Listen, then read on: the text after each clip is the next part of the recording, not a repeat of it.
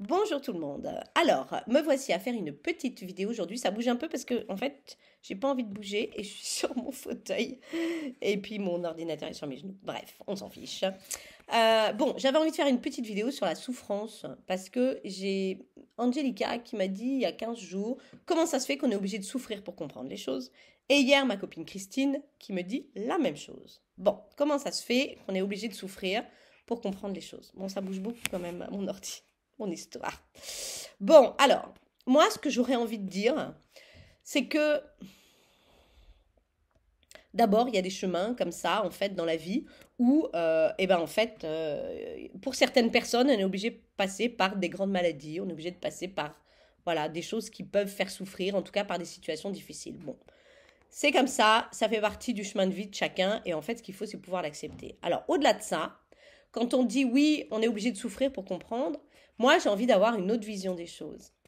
D'abord, les situations que l'on vit, elles ne sont pas permanentes. Voilà, elles sont impermanentes déjà. Donc ça veut dire que c'est un temps donné dans sa vie et après on passe en fait à autre chose.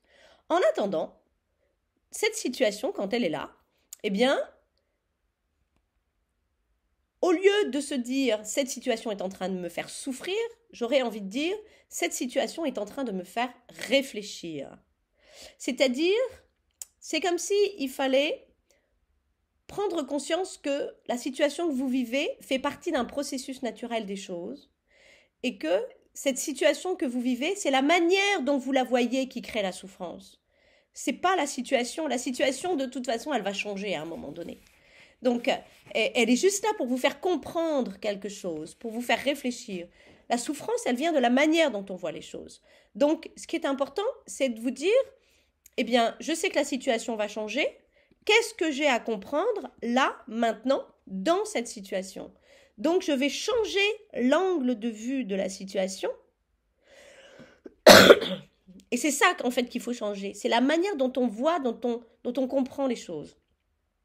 Dont on voit les choses. Et ce qu'il faut, c'est les comprendre. Parce que ça fait partie d'un processus naturel. C'est-à-dire, on passe dans des situations qui nous font réfléchir, pour réfléchir, pas pour souffrir, pour réfléchir. Et derrière, eh bien, il faut qu'on mette en place un comportement, il faut que l'on soit acteur de tout ça. Et ce qui est important, c'est de comprendre que cette situation qui peut être difficile, en fait, elle nous oblige à nous réaligner, elle nous oblige à revenir à l'écoute, en fait, de soi. Elle nous oblige à revenir dans le respect de nos valeurs, dans le respect de qui nous sommes à l'intérieur. Parce que la problématique, c'est que si dans une situation difficile, vous n'arrivez pas à comprendre que c'est un processus naturel des choses et que du coup, vous avez besoin de comprendre qu'il y a un truc à travailler, au lieu de rester bloqué dans la souffrance et les émotions, on se dit ok, bah c'est que j'ai un truc à travailler. C'est pas grave. On a toujours un truc à travailler quelque part, à un moment donné, avec quelqu'un, ou peu importe. Donc, acceptons qu'il y ait quelque chose à travailler, essayons de comprendre ce qui a besoin d'être travaillé derrière, voyons si on est bien équilibré, si on est bien aligné, si on est bien structuré à notre place, sur notre chemin, dans notre quotidien. Voilà.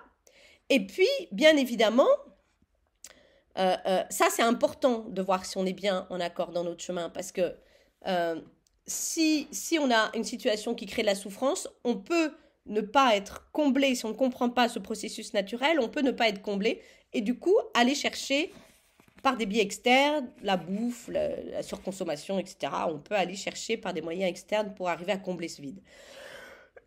Grosse erreur. Il ne faut pas faire combler ce vide comme ça, il faut nourrir à l'intérieur en étant soi-même dans nos valeurs, dans nos convictions. Et c'est ça cette nourriture-là qui va nous permettre de traverser en fait les souffrances. Voilà. Et les souffrances et les difficultés qui ne sont que passagères, bien évidemment. Rien n'est permanent, tout est impermanent. Donc on sait très bien que ça va passer à un moment donné. Donc ça, c'est une notion qui est importante. Et ça fait partie du processus naturel des choses. Donc, ça veut dire que dans tout ce que nous vivons, dans les situations que l'on pense mauvaises, en fait, les situations ne sont peut-être pas si mauvaises que ça. En fait, le côté mauvais et le côté souffrance, en fait, c'est la manière dont on les perçoit. Voilà. la manière dont on les perçoit.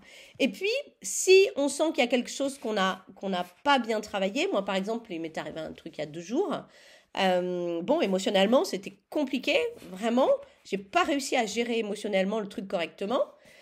Et du coup, bah, je me suis dit quoi? Est-ce que je me suis flagellée? Ah ouais, t'as pas été capable de gérer ton truc émotionnel et tout? Non, non, non. Je me suis dit, ok, eh ben ça, cette situation-là, elle me génère des émotions.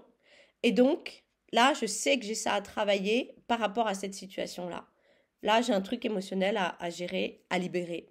Voilà, à ce niveau-là. Point. Je suis pas en train de me flageller, en train de me dire, j'y arrive pas. Non, c'est juste un constat. Je fais le constat que là, j'ai besoin de travailler cette gestion des émotions par rapport à ça. Parce que c'est quelque chose qui me ramène à des situations passées très douloureuses.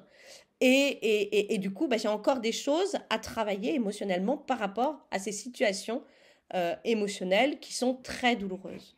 Voilà. C'est une histoire d'irrespect, d'irrespect. Et je suis très attachée à ça parce qu'on a beaucoup dans ma vie, on m'a beaucoup manqué d'irrespect. Et du coup aussi parce que je ne me respectais pas moi. Et là, je sens que je suis dans un travail de libération à ce niveau-là, mais c'est encore présent. C'est encore présent. Donc j'ai ça à travailler. Mais je ne vais pas me flageller pour autant. Je sais juste que j'ai ça à travailler. Je ne vais pas me torturer la tête. Et je ne vais pas déclencher une souffrance. Je sais que ça fait partie des choses que j'ai besoin de travailler encore. Point. Ça s'arrête là. Ça ne va pas me générer une souffrance énorme. Je prends du recul sur l'émotion qui a été générée.